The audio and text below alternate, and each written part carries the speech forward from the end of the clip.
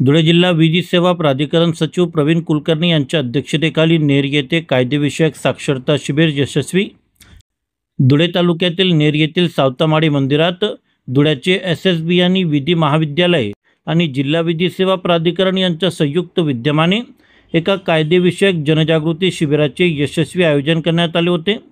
या शिबिरात मान्यवर वक्त्यांनी महिलांची सुरक्षा, पर्यायी वाद निवारण पद्धती, नागरिकांची मूलभूत कर्तव्य आणि शासनाच्या नुकसान भरपाई योजना यांसारख्या अत्यंत महत्त्वाच्या विषयांवर सविस्तर मार्गदर्शन केले।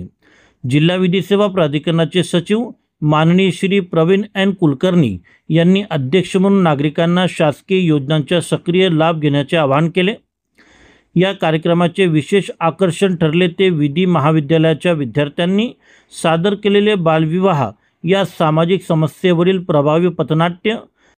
बालविवाहाच्या गंभीर दुष्परिणामांवर प्रकाश टाकणाऱ्या या पथनाट्याचे उपस्थितांनी खूप कौतुक केले।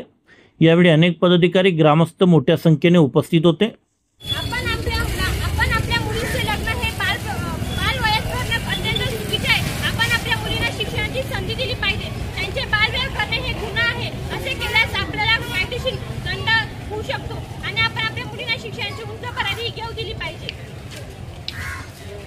बालविवाह ही परंपरा नसून एक कायदेशीर गुन्हा आहे।